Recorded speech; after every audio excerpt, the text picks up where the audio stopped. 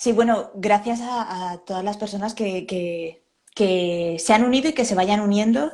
Y como tú has dicho, a la editorial por dejarnos este huequito para poder hablar de tu libro. Tremendas luchadoras latinoamericanas. ¿Qué es este libro? Pues una compilación de 10, así que queda muy bien, de 10 crónicas periodísticas, 10 historias sobre 10 mujeres latinoamericanas, sobre todo de México, pero también de otros países, de Honduras, El Salvador, Bolivia y Colombia. Son historias realmente duras, pero bueno, Majo siempre deja un pozo positivo que ahora iremos viendo. Y no sé si conocéis a Majo, pero vamos a conocerla un poco, ¿no? Para entrar en harina y poder comprender también su trabajo. Majo es una periodista natural de Pego que cuando acabó la carrera se marchó a Chiapas, estuvo allí durante un año haciendo talleres de comunicación popular y se ve que eso removió sus cimientos, sus inquietudes, que total se volvió a México y estuvo allí durante 8 años cubriendo informativamente tanto el país como algunos otros lugares del continente latinoamericano.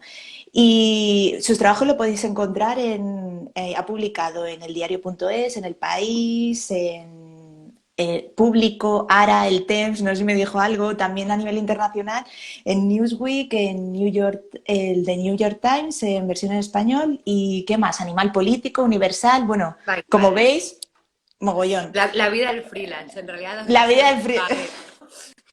Bueno, el resultado también, este libro merece la pena, ¿no? Y ha recibido dos premios. En 2011, uno sobre a la excelencia periodística en derechos sexuales y reproductivos. Y en 2017, un premio internacional de periodismo joven, Manuel Alcántara, por un reportaje sobre el proceso de paz de Colombia que se publicó aquí en la revista 5W. Y ahí conocí yo a Majo y empecé a seguirla. Yo creo, en mi opinión, que Majo hace un periodismo que, por lo menos lo que tenemos en este libro, que es un ejemplo que no es un periodismo que encontramos con asiduidad en el diario de todos los días, digamos, ¿no? Es un periodismo de largo aliento, es un periodismo humano y que pone el foco en las personas. Un ejemplo de ello es Tremendas. Así que si quieres, vamos con Tremendas. Yo la primera pregunta que te hago, que supongo que te habrán hecho mucho, es ¿por qué son tremendas estas mujeres? ¿Por qué ese título? Bueno, porque realmente son tremendas, ¿no?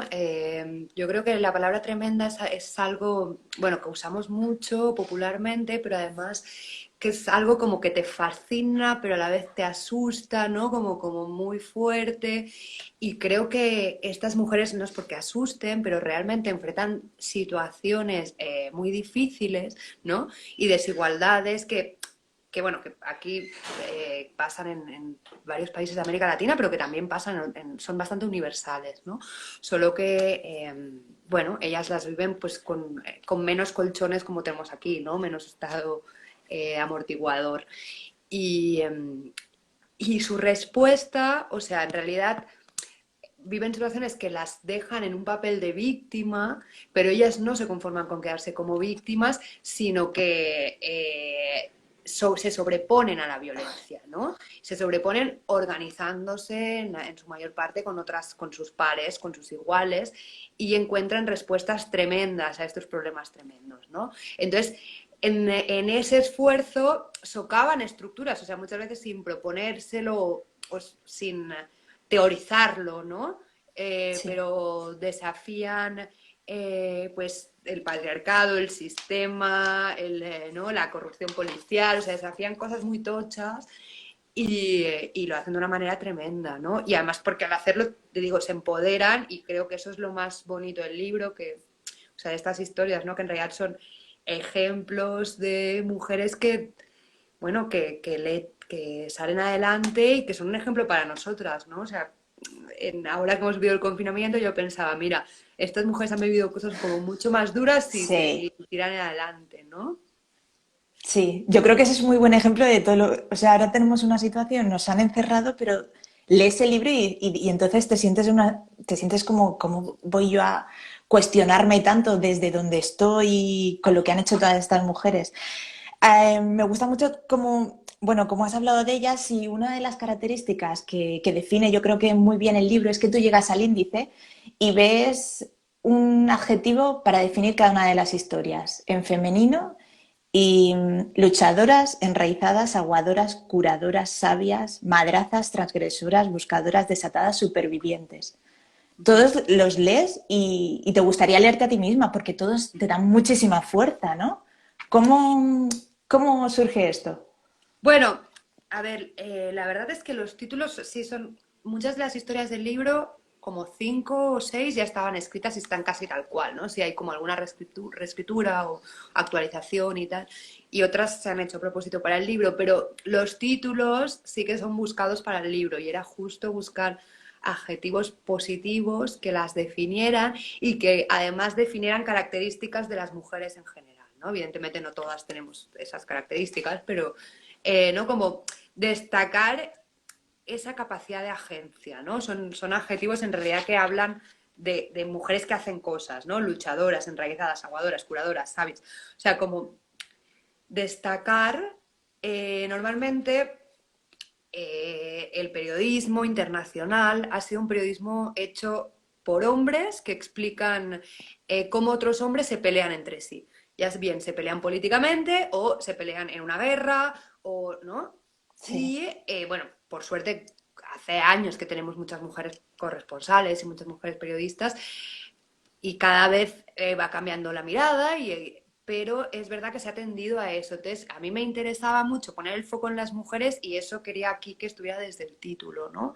Desde no solo el foco en ellas, sino en ellas no como víctimas, sino como agentes de cambio, que creo que que es el potencial, ¿no? O sea, hay temas, pero ahora vamos a entrar en detalle, ¿no? Pero no es que afecte en particular, o sea, exclusivamente a las mujeres, ¿no?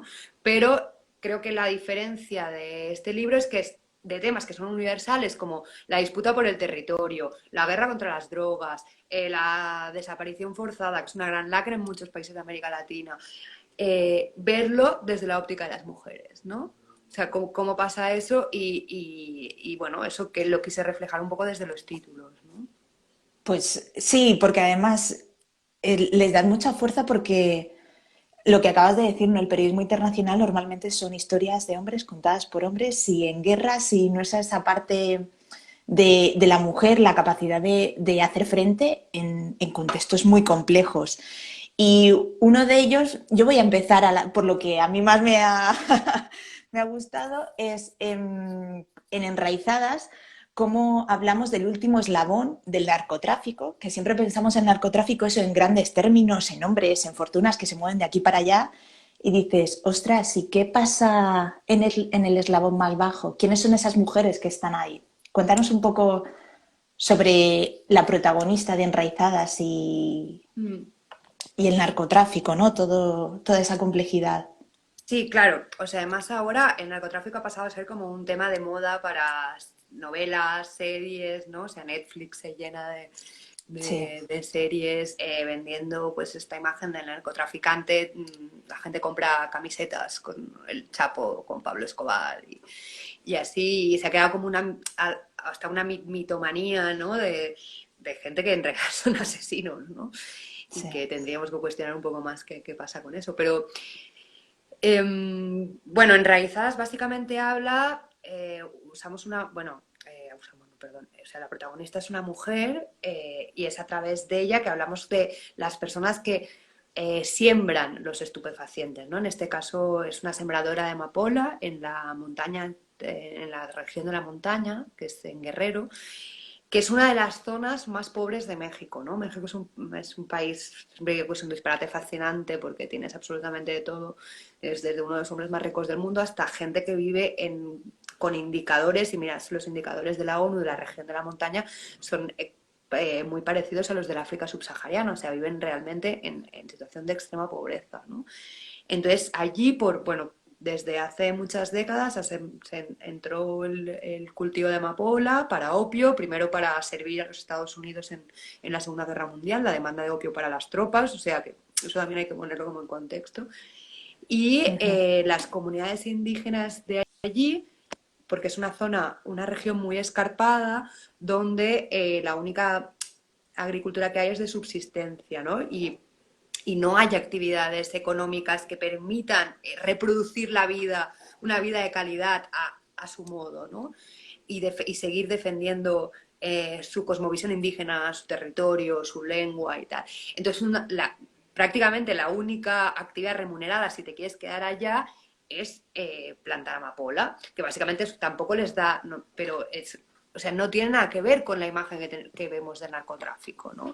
O Sí. sea, no, aquí no hay billetes repartidos volando por ahí, ¿no? Estamos hablando de que tú vas a casa de Alejandra y el suelo de la cocina es de tierra, ¿no? O sea, ni siquiera tiene baldosas, ¿no? O sea, la cocina de hecho es de madera, es una casa de madera, ¿no? Sí que ha podido hacer alguna parte de su casa con obra, pero eso lo ha hecho porque su marido está en Estados Unidos y le manda remesas. Porque además es que la única otra manera de subsistir allí es la migración, ¿no? Entonces, es una región donde vemos que los hombres han emigrado tradicionalmente a Estados Unidos, con todo lo que supone ser migrante, cruzar la frontera, las detenciones, el muro, ¿no? La discriminación y todo, y las mujeres son las que mayoritariamente se quedan, ¿no? Entonces, el caso de Alejandra, pues ella tiene 8 hijos y de hecho ahora mismo solo vive con ella el más pequeño que tiene 12 años, ¿no? Porque los otros han emigrado, otros 2 a Estados Unidos, otra a Ciudad de México, otra a la ciudad más cercana, ¿no? Porque allí no hay de qué subsistir, ¿no? Entonces ella planta en medio de su milpa, que es su plantación de maíz, tiene un pequeño trocito que dedica a la amapola. Y eso simplemente le permite como conseguir unos 1.000 o 2.000 euros al año al cambio, más o menos, que es lo que le permite comprar todo aquello que no come, o sea, jabón, zapatos para que su hijo vaya a la escuela, ¿no? Entonces, bueno, un poco yo con esta historia quería eso, mostrar la otra cara, que son los productores y que es el drama de la gente que produce, que al final son los más expuestos a la violencia, porque se encuentran que el ejército quema sus campos, ¿no? O sea, tienen toda la persecución judicial, pero además no tiene, o sea, están totalmente sujetos a las voluntades de los grupos criminales que les compran el producto al precio que ellos quieren, o sea, que quieren los grupos criminales, o sea, sin ninguna capacidad de negociación, porque el comprador es un tipo armado, ¿no? Que impone la ley del fuego en un lugar donde el Estado no llega ni para hacer carreteras, ¿no? O sea, no llega de ninguna manera. Entonces, sí, a mí esta historia me parece que es, bueno, que habla de una realidad que además que igual nos parece ajena a nosotros, pero no es tan ajena. O sea, bueno, aquí el consumo de heroína no es tan grande, pero esta historia se podría ver en los sembradores de coca en Colombia o en Bolivia o en Perú y es muy parecida, ¿no? Y luego aquí, o sea, aquí sí que consumimos, ¿no? Y no nos Sí. damos cuenta de cuando aquí la gente nos hace una raya, que es algo muy común, perdón por decirlo así, pero todo lo que hay detrás, ¿no? Toda la violencia, las muertes, hasta las vidas como la de Alejandra, ¿no? Y bueno, de hecho Alejandra no se llama Alejandra, tiene otro nombre, lo cambié por seguridad, porque al Ujú. final ella está haciendo una actividad ilícita. Y bueno, esta historia a mí me gusta porque justo esta no está publicada previamente. Bueno, sí que hice como una cobertura audiovisual, pero entonces como que le puse como mucho, o sea, me salté un poco el formalismo periodístico y la dejé como hablar 3 páginas en el libro, ¿no? A ella. Entonces como un monólogo de ella, puliendo algunas cosas para que se entendieran aquí, ¿no? Pero me parece que es como bonito porque creo que la escuchamos a ella en su lenguaje y nos hacemos, o sea, además Sí. de las escenas, ¿no? Que hay en todas las historias que intento que la gente vea como las realidades que se viven, pero sobre todo como el poder escucharla a ella y que sea su narración la que nos lleve hasta allá, ¿no? Hasta su pueblo a más de 1.500 metros de altura, allá en las montañas de Guerrero. Sí, resulta muy interesante por lo que estabas diciendo, ¿no? La estigmatización que luego hay con todo que son campesinos al fin y al cabo, ¿no? El campesinado y luego lo que estabas diciendo a nivel judicial, militares, a quién se culpabiliza y luego esta gente lo único que trata es sobrevivir porque el Estado no está, entonces las únicas herramientas que tienen es el cultivo Ujú. de sustancias de uso ilícito que pueden llamar, pero al fin y al cabo los criminalizan. Hablando de ausencia del Estado, hay otro también que resulta muy interesante por el contraste de datos, que es el de aguadoras. Nos vamos a El Salvador, un país ahí chiquito, chiquito en Centroamérica, donde llueve, no sé si ahora puedes precisar los datos, muchísimo, estamos en el trópico prácticamente, y hay zonas del país donde el agua potable no llega a determinados sectores de la población, ¿no? ¿Cómo es ese contraste y cómo llegas a esa historia y cómo te impacta, cómo la Mm. trabajas? Para mí Aguadora creo que es la historia mejor escrita del libro, la verdad. Ujú. Mm, También porque está hecha a propósito para el libro y además porque es una historia de la que tengo especial cariño porque justo cuando pensamos en El Salvador o sea, básicamente en el Triángulo Norte de Centroamérica, en Guatemala, en Honduras, tal, siempre pensamos como en pandillas, maras, violencia y tal, ¿no? Sí, Porque es lo único que los medios desde aquí enfocamos. Digo, yo también como periodista formo parte de eso, ¿no? Pero eh, porque volvemos a esa idea de hombres matándose, ¿no? Hombres que se cuentan sí, como otros hombres se matan. Y de hecho esa historia es muy difícil encontrarla en un medio aquí, o sea, es muy difícil venderle a un medio en España una historia de desigualdad, que habla en general de desigualdad, no solo acceso al agua, sino de desigualdad de los recursos, que a alguien le interese porque en El Salvador 3 de cada 10 personas no tienen, en el mundo rural no tienen acceso a un grifo, no tienen el derecho de tener un grifo siquiera, ¿no?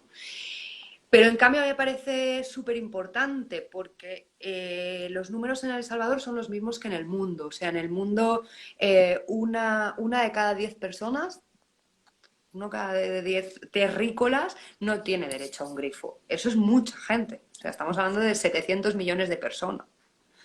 Pero en cambio, cuando pensamos en gente que no tiene agua, normalmente nos viene a la cabeza una idea como pensamos en la África subsahariana, en una zona súper árida, ¿no? Tierra cuarteada y tal. Y en El Salvador es justo lo contrario. El Salvador es un país tropical, ¿no? Con una vegetación, bueno, frondosa y tal. Entonces, me parecía como en un país que llueve 3 veces más que en Londres, o sea, que hay agua, ahí una de cada 10 personas no tiene acceso al agua. Y entonces quería contar esa historia, pues, la pude contar un poco porque salió pues, la posibilidad también, porque luego, ese es un otro tema que podríamos discutir, pero no vamos a entrar tanto en cómo financiar este periodismo, ¿no? Pero bueno, había una ONG que le interesaba un poco el tema, entonces, bueno, hubo financiación para ir a hacer investigación en terreno. sí. Entonces, se, bueno, me encontré, o sea, viendo las diferentes problemáticas, me encontré el caso de la comunidad de Daisy, del Jobo, que es un pueblo que está a 20 minutos de San Salvador. O sea, no está en lo alto de una montaña donde no hay acceso, no, está entre El Salvador y entre San Salvador, que es la capital, La y la capital. playa, que es Puerto Libertad y que es una zona turística donde hay hoteles con piscinas desbordantes y cosas de lujo, ¿no? En el medio de esa carretera, que además o sea, es como el polo de desarrollo, allí en una ladera de una montaña está la comunidad de Daisy.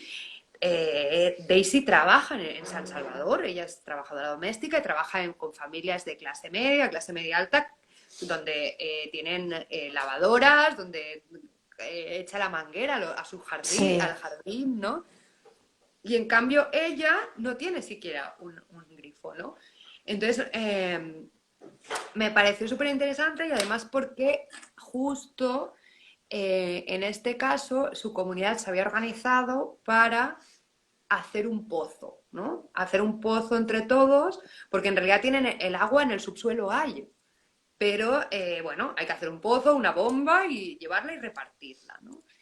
Y entonces la conocí porque fuimos a ver la construcción del pozo y llegamos y era un domingo y entonces era el día que toda la comunidad, como era un bien común, ante el no Estado, ¿no? Se organizaba y los domingos iban a trabajar, ¿no? A hacer pues de albañiles y me la encontré allí con la pala en chanclas, ¿no? En chanclas y shorts porque hace mucho calor y con la pala trabajando a ella y había muchísimas mujeres. Recuerdo una mujer que tenía casi 90 años y que estaba allí dando palazos y dije, señora, ¿qué hace? Y era como, imagínate que voy a tener un grifo, o sea, da igual, aunque además Sí, cada hora, ¿no? Pero, eh, porque estamos hablando de ahora, o sea, el 2020, bueno, esta historia es del 2018, pero, o sea, no sí. estamos hablando de hace 100 años, ¿no? Ujú. Y, y entonces a partir de ahí, bueno, estoy hablando con varias gente y, bueno, decidí como, bueno, pues pude hablar más con Daisy y como quedar más días con ella, ir a su casa, conocerla más. Y, y es una historia que habla del acceso al agua, pero también de la desigualdad en general, porque su comunidad está en una ladera de montaña y en la otra ladera hay uno de los residenciales más lujosos de El Salvador, donde las casas valen $500,000, con un campo de golf, que es el tercer campo de golf que hay que construyen en El Salvador, ¿no? Me acuerdo, con un club social donde la membresía vale $30,000 al año, o sea, algo que podríamos encontrar como en las zonas más pijas de Europa o en California y tal, y que está en San Salvador, ¿no? Porque, o sea, no es que haya países pobres y países ricos, sino que todo está mezclado al final, ¿no? O sea, Sí, también. Y entonces habla de esa desigualdad, ¿no? Como además, desde que está este residencial, el río que pasa por su comunidad tiene mucha menos agua. Y además también esta historia me parece muy interesante contada desde las mujeres, porque no tener agua afecta a todo el mundo, a hombres, mujeres, niños, ¿no? Afecta a toda la comunidad. sí, Y entonces, pero la nota normal, la nota rápida sería ir a hablar con el alcalde, el presidente municipal, el vocero, el portavoz de la algún organización líder. y tal, Sí, y hacer una nota rápida y el ministro de Medio Ambiente, que bueno, en este caso era ministra, pero normalmente suele ser hombre, y entonces hacer una nota sobre cómo se vive sin agua, más o menos rápida, con los voceros. En cambio, ir a ver cómo lo viven las mujeres significa ir a acompañarlas a lavar el agua al río. Y entonces asumir, o sea, vale, a todos les afecta no tener agua, pero como las mujeres, por desgracia, seguimos siendo las responsables de los trabajos domésticos, el hecho de no tener agua nos penaliza mucho más a las mujeres, porque quiere decir que eso, no claro. puedes poner la lavadora, por tanto tienes que dedicar 6 horas a la semana a irte al río, lavar, secar, luego subir cargada con la ropa mojada que pesa igual 40 o 50 kilos. Sí, Luego el hecho de no poder ducharte en tu casa, por tanto tener que bañarte en el río a expensas de cualquiera que te quiera ir a ver, a cualquiera que pueda agredirte sexualmente, sí, ¿no? A tener la regla y no tener ¿no? agua para lavarte para tan a lavarte. mano. Entonces, todo esto me parece que muchas veces se ha obviado, ¿no? O sea, ahora ya está mucho así en el Sí, periodismo, pero durante muchos años se ha obviado. Y creo que esta mirada es un poco la clave de Tremendas, ¿no? O sea, como problemas universales, pero vistos desde la experiencia de las mujeres. Claro que hay hombres que aparecen en el libro, ¿no? Pero, o sea, las protagonistas o cómo lo viven son las mujeres porque a mí me parecía necesario contar, pues, cómo lo vimos la mitad de la población, que no se ha contado durante mucho tiempo, ¿no? sí, lo que estabas diciendo, el trabajo doméstico, o sea, todo ese trabajo de cuidados, porque en el primer caso de Alejandra comentábamos el cultivo de la amapola, su marido se ha ido, pero ella tiene que seguir alimentando. En este caso solo le quedaba un hijo, pero el alimento tiene que seguir llegando independientemente de la remesa. ¿Quién lava? ¿Quién, en el caso de Daisy, quién sostiene la vida? Pues son ellas, ¿no? Por eso esas historias a lo mejor nunca se han contado y el escucharlas también y leerlas eh, nos muestra la otra parte de la realidad que no conocíamos y además yo creo que yo siendo mujer y leyéndola, como que no, es diferente. O sea, el nivel de identificación o de empatizar con esas mujeres, a ver, teniendo en cuenta el enorme salto, que no, o sea, no vamos a entrar ahí, el salto es brutal, pero independientemente de eso, lo lees y no sé, sientes como está tan encarnado el texto en todo lo que cuentas. Y hablando de los cuidados, a mí hay dos historias también que me gustan mucho, que es sobre derechos sexuales y reproductivos, que van hiladas. La primera es Curadoras, sobre, ahora te extiendes un poquito más porque hablas de la ablación del clítoris en una región de Colombia, en una comunidad, que eso yo he estado viviendo en Colombia durante un año y me suena, siempre pienso en África, en algunos países, en algunas tribus, comunidades, pero en ningún momento pensaba que pudiera ser algo así en Colombia. Y luego quería, bueno, háblanos un poco de eso y luego ya seguimos, porque a mí me chocó muchísimo que esa historia estuviera allí en Colombia y que nadie la hubiera contado. Tanto que se habla sobre Colombia, sobre todo con el tema del proceso de paz, el narcotráfico, todo eso, pero esa historia estaba por ahí. Sí, esa historia de hecho fue, o sea, como me empeñé mucho en hacerla, porque yo encontré un día una nota y aluciné, ¿no? Porque un poco creo que eh, el propósito del libro en general es como romper prejuicios, ¿no? Y creo que esta historia lo rompe, Sí, por ejemplo, porque tenemos la idea de la ablación, la mutilación genital femenina como asociada al Islam, y no tiene por qué, ¿no? O sea, pasa en lugares que no solo en Colombia, en otros lugares que no. Pero además en Colombia pues es un tema súper que no se habla, o sea, sí ha habido notas y tal puntuales, pero claro, cuando empezó a saltar a la luz como en los 90 como estaban tan agobiados por el conflicto interno, como que a nadie le importó una práctica que se daba en un pueblo indígena, que es uno de los pueblos indígenas más grandes del país, como 250.000 personas, pero claro, una cosa que pasaba a mujeres indígenas como que, ¿no? Pues parte no del interesa. natural, pues tampoco se le dio mucha más preocupación, ¿no? Y luego también porque además no deja de ser una cosa como muy íntima, ¿no? En el sentido que es como un tatuaje o un aborto, o sea, hay cosas que no decimos y que hacemos, ¿no?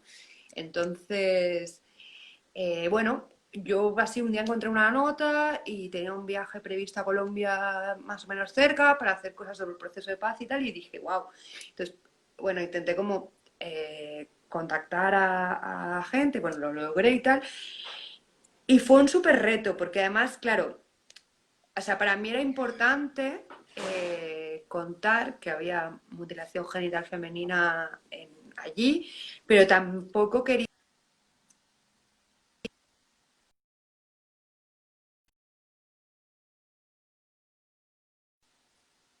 móvil, me acaba de entrar una Ya. llamada y se ha perdido un momento, ¿no? Ah, yo decía, esto se ha petado, vale.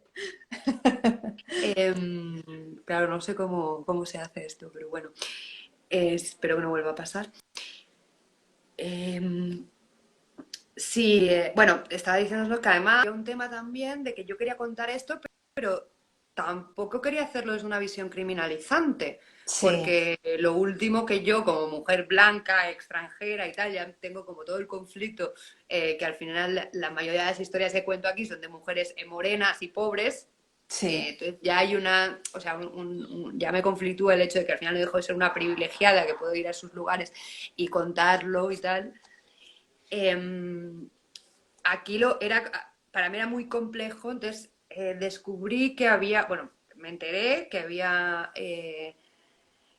una nueva generación que sí que estaba en contra de la mutilación genital femenina y que estaba intentando desde dentro de las comunidades pues concienciar en que no se hiciera y no la estaban haciendo a sus hijas.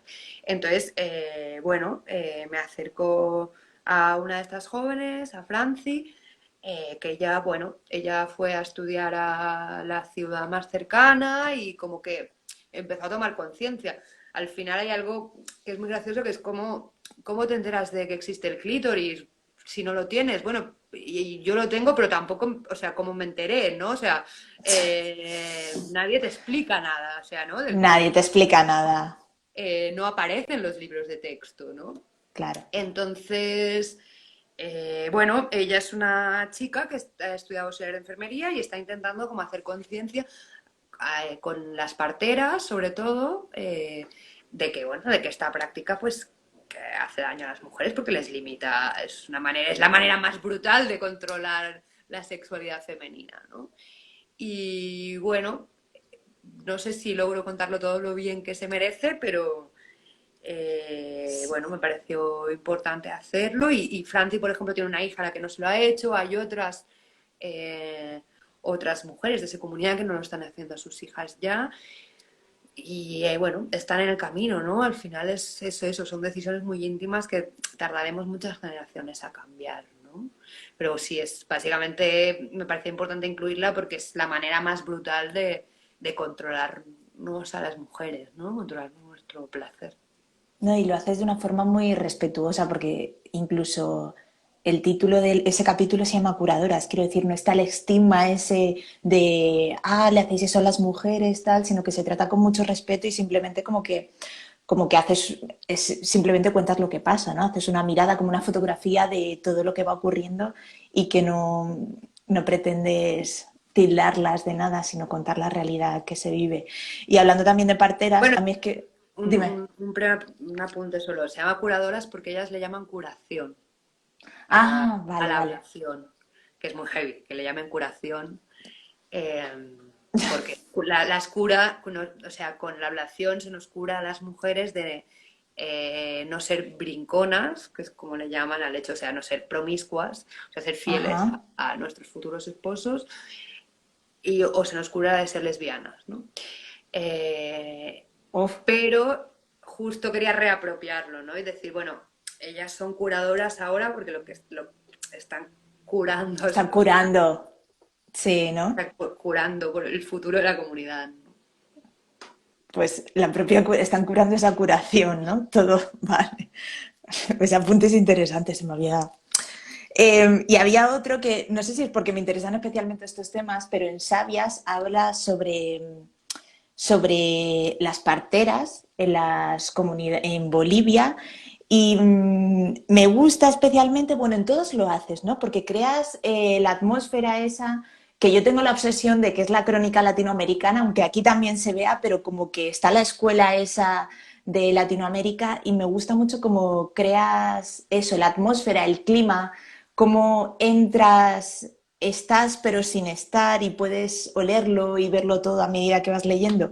Y en el caso de Sabias, eh, explícanos un poco en qué consiste Sabias y esa forma de hermanar, porque hablamos de parteras, ¿no? De la comunidad científica, digamos, con la sabiduría de los pueblos indígenas y esa sabiduría ancestral que a veces desde la comunidad científica se ha mirado por encima del hombro y se ha despreciado cuando no tendría por qué ser así. Y este capítulo nos narras un poco esa unión. Sí, sí, ya hablo de parteras bolivianas, pero podrían ser parteras de cualquier lado del mundo. O sea, de hecho, Ujú. o sea, aquí ahora en los hospitales se ha recuperado un poco la figura de la partera, la comadrona, ¿no? Pero también ha estado muchos años estigmatizada, porque de hecho, o sea, cuando instauramos como la medicina occidental como un avance y tal, que Sí. lo es, no digo que no, pero se denostaron otros saberes. Y justo el saber de la salud es un saber que ha sido tradicionalmente de las mujeres, porque justo como en nuestro rol histórico nos ha tocado el de reproducción social, nos hemos tenido que especializar en la salud, nos hemos tenido que, Ujú. para cuidar a nuestra familia, ¿no?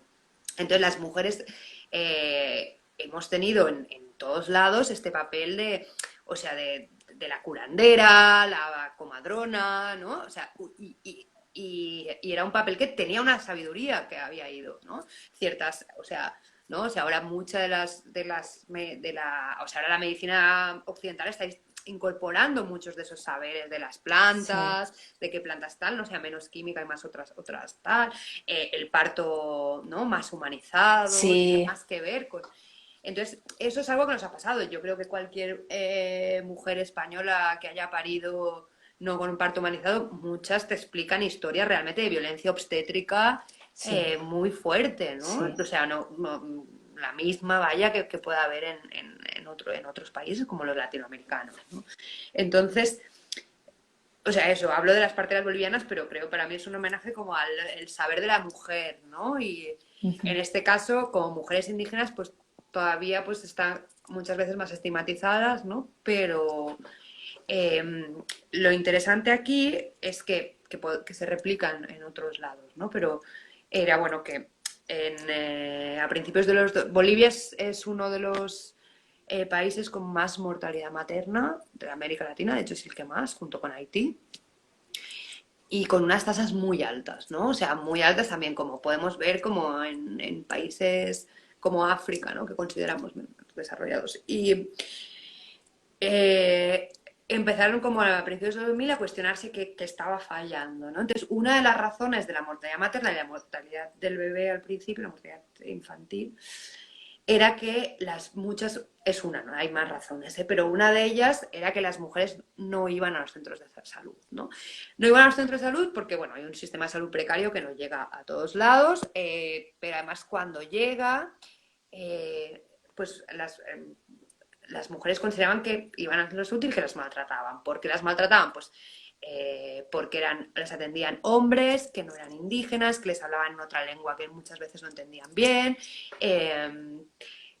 bueno, que se sentían que ellas, yo qué sé, pues que las toqueteaban, que las Claro. forcejeaban, ¿no? Que pues así es, te digo, es que yo he escuchado mil historias, es que me metieron la mano hasta aquí para ver si estaba dilatada, o sea, aquí Sí, a montones, ¿no? Y el hecho también de, por ejemplo, que su manera tradicional de parir es más vertical, ¿no? Más de parto vertical o en cuclillas, y el hecho de sentarse en una camilla ginecológica.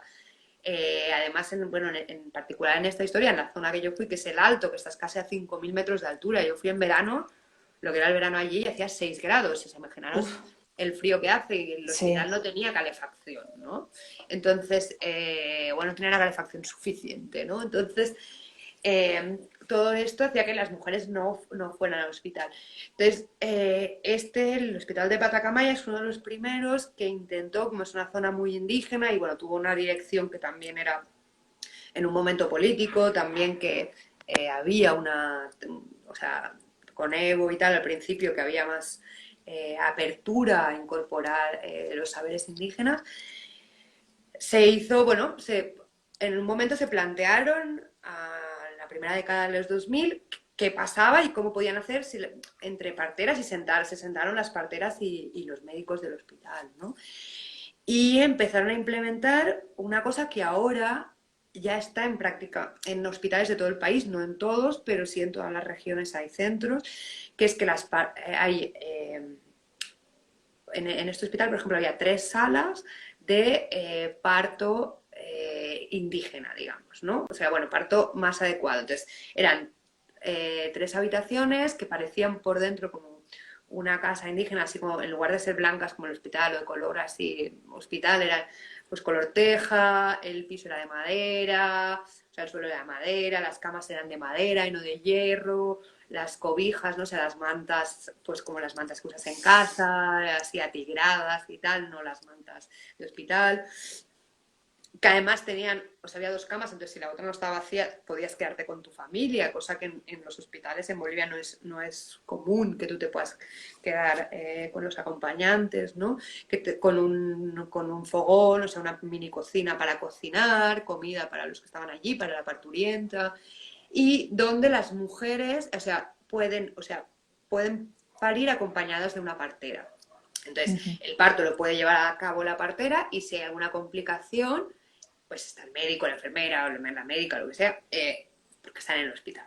Entonces, es una manera de que puedas parir como tú te sientes, que puedas parir cómoda, pero con todos los servicios a mano en una zona donde no hay muchos servicios de salud. Si hay un problema, o sea, si hay alguna complicación, pues hay los recursos clínicos para enfrentar esto. Y entonces, o sea, bueno, cuento eso, pero un poco desde recuperando pues los saberes, ¿no? Que es lo que también han aprendido las médicas y los médicos de estas mujeres, que es Sí. cómo ellas sienten esta relación. Sí, eso es un poco, por eso les digo sabias, porque al final es reconocer este saber que tenemos las mujeres históricamente, igual nuestra generación ya los ha perdido, pero que han estado ahí y que han sido denostados por el sistema, ¿no? Sí, recoges, a mí me gusta mucho cómo recoges incluso al médico, cómo reconoce la labor de las parteras y cómo le da un valor y un respeto que a lo mejor lo que estabas diciendo se había denostado y es como una manera también de recuperarlo a través de la historia y a través de las palabras también de un médico, tal y cual podemos entender un médico, ¿no? Sí, un médico. Pues no sé por dónde seguir porque como son tantas y no vamos a abrir todo el melón, no vamos a desvelarlo. em, yo tengo mis predilecciones y el libro va, los capítulos van como a ver, ¿cómo lo digo? El nivel de violencia o sí, lo podría decir así, o de crudeza, creo que va creciendo a medida que vamos avanzando. Entonces, al final, estar leyendo historias que tienes que parar, que te emocionan, no a nivel del que te puede emocionar, porque yo con Sabias me emocioné, pero sino a nivel de la crudeza de decir, tengo que parar de leer esto porque esto es muy duro y creo que están tratadas con bastante respeto, independientemente de la crudeza de la historia. Entonces, para mí hay dos, el tema de las desapariciones forzadas en México, que antes has comentado por encima, que es una locura el nivel de desaparición que hay en ese país. Y también yo me acuerdo otra vez que hablamos que era el contraste que has comentado antes entre ese México boyante a nivel cultural, a nivel económico, y luego esas zonas más, esa parte que se conoce, pero cuando se habla incluso de la guerra contra el narcotráfico, la cantidad de personas que hay desaparecidas y que no es algo que a nivel político se haya tomado como que eso va quedando ahí, ¿no? ¿Hasta qué punto el narcotráfico tiene, tiene poder en el país? Es un poder más, no fáctico, pero sí que es un poder, y el nivel de desapariciones forzadas que le puede tocar a cualquiera, que no lo reflejas muy bien en el libro, no es alguien que precisamente esté implicado en nada, sino que de repente te llega y las familias son las que se tienen que encargar de buscar, ¿no? Dónde están sus familiares. Y es muy interesante la parte de cómo esas mujeres de repente se convierten en antropólogas forenses, digámoslo así, entre comillados, porque no les queda otra, porque el Estado no interviene para buscar esos cientos de miles de desapariciones, que se dice rápido. Sí, bueno, a ver, sí, México tiene ahora mismo en cifras oficiales 60.000 personas desaparecidas desde el 2006. En 14 años estamos hablando que 60.000 personas desaparecidas son el doble de las que desaparecieron durante la dictadura argentina. Y bueno, el Estado ha estado rebasado para buscarlas y también ha tenido muy poca voluntad política para hacerlo, ¿no? Es una historia fuerte. La verdad es que creo que los lectores lo, las lectoras y los lectores lo descubran, pero no sé, a mí me pasó, mira, hay un poco que creo que en este tema puedo empezar, o sea, hablar un poco de los motivos del libro, ¿no? O sea, yo llegué en México en 2006 y me encontré un México muy diferente al que me volví a encontrar en 2009, 2010, cuando ya regresé a instalarme. Em, Porque por esta mal llamada guerra contra el narco que el gobierno declaró, ¿no? Y que militarizó el país y empezaron a haber pues muchos muertos sin sentido, desapariciones, que va mucho más allá del narcotráfico, ¿no? Me encontré que estaba cubriendo mucha muerte, ¿no? Y justo de ahí, o sea, como que de repente se te va, digo, al final, lo digo desde un, te estoy diciendo, pues ser una barbaridad, porque lo digo desde una visión privilegiada de Blanquita que se ha ido de ahí, ¿no? Después de 8 años Sí, y tal. Pero bueno, es verdad que vas contando esas historias y te vas empañando, ¿no? De toda esa dureza, es la realidad que vives y tal.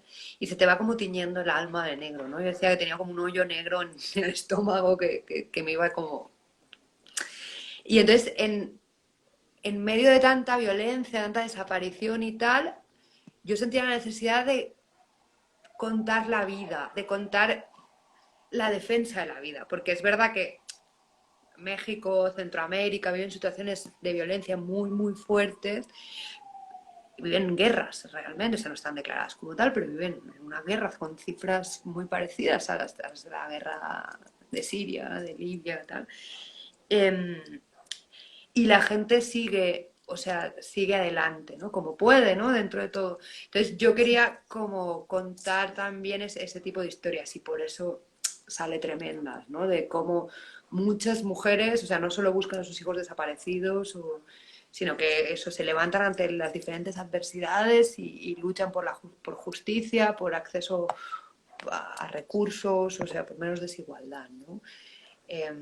Bueno, en el caso de las buscadoras, pues sí, la verdad es eso. Hay hombres también buscadores que están buscando a sus hijos, a sus hijas, a sus hermanos, a sus hermanas.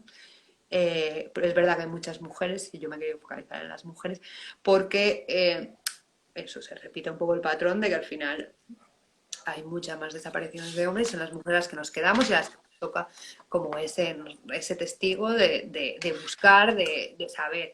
La verdad es que es horrible, o sea, la desaparición forzada yo creo que es el peor crimen, porque no puedes, o sea, alguien que le han desaparecido, o sea, no puede dar a esa persona ni siquiera por muerta, ¿no? Porque, Claro. y es como, no hay descanso posible, ¿no? No hay, y sí, y es brutal el nivel de organización que han hecho en México, bueno, como también lo han hecho antes en Argentina, en Guatemala, ¿no?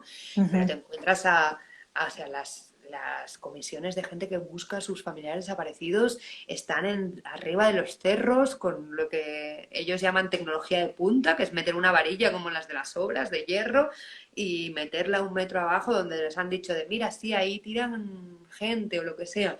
Y van y se han convertido, ven señales del plan, aquí hay tierra removida o hay unas piedras fuera del lugar. Y entonces meten una varilla, o sea, unas cosas. eh, y así, o sea, no solo buscan a sus familias y han encontrado a muchos desaparecidos, sino que además han puesto en cuestión al Estado, ¿no? Porque es como si ellos y ellas las están encontrando, ¿por qué el Estado no puede hacer? Ya.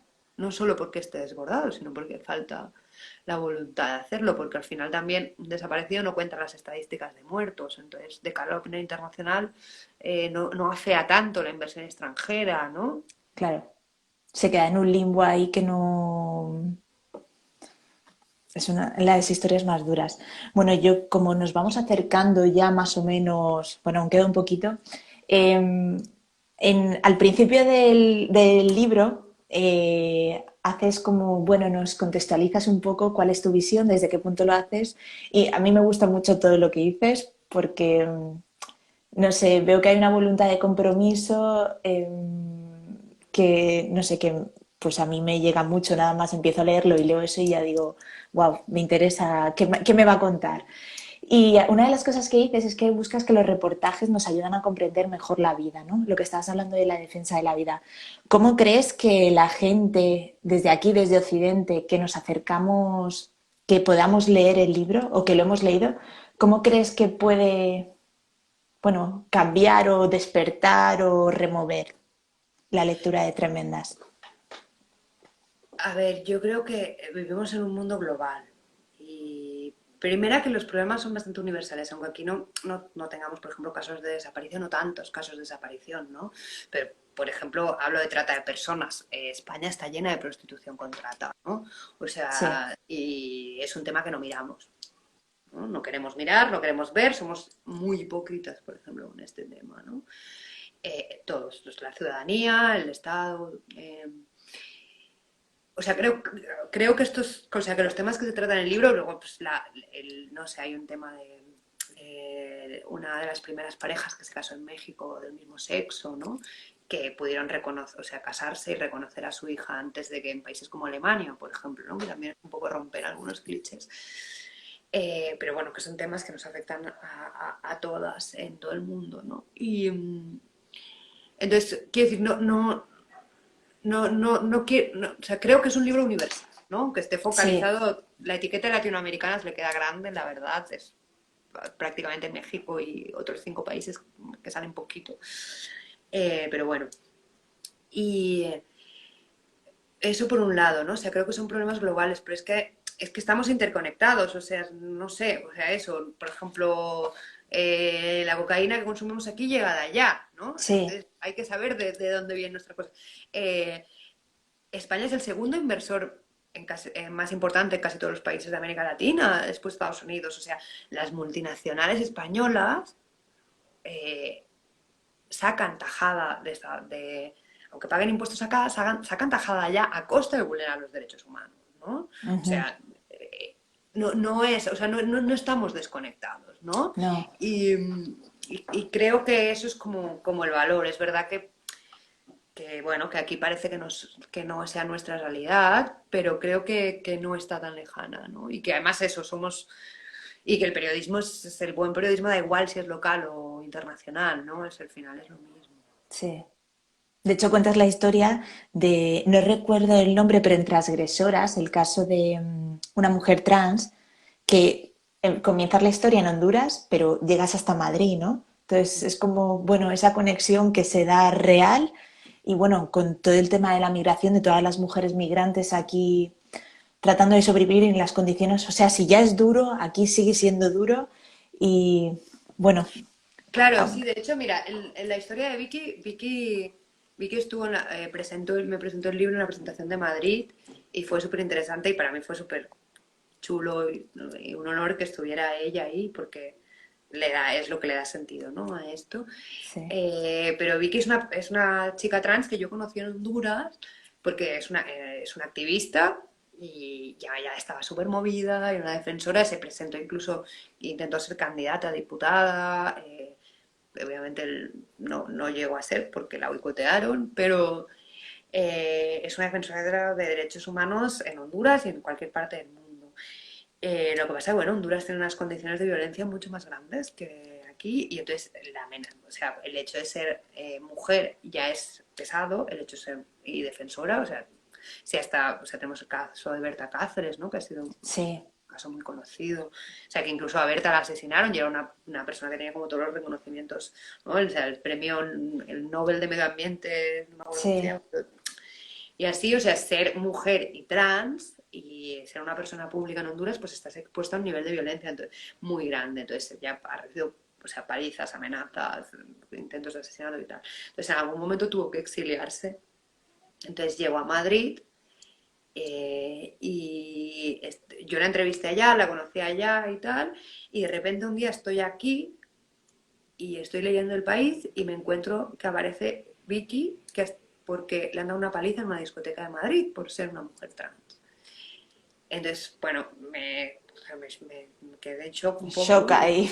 y, y eso, y entonces, bueno, la busqué y ya me explicó y es como, vale, o sea, pensamos eso, que, ay, es pobrecitas las mujeres hondureñas, no, o sea, aquí vivimos muchas situaciones de violencia también, ¿no? Entonces Sí, ella estaba aquí pidiendo una solicitud de asilo con unas condiciones súper duras, porque ser trans en España es muy difícil, o sea, no tienes acceso, o sea, el 60% de las mujeres trans en España se dedican a la prostitución porque no tienen acceso a otros trabajos. O sí, sea, entonces ella estaba solicitando el asilo, por ser solicitante de asilo, le dieron su permiso para trabajar, pero al principio solo trabajó 2 meses en una tienda, en un centro comercial.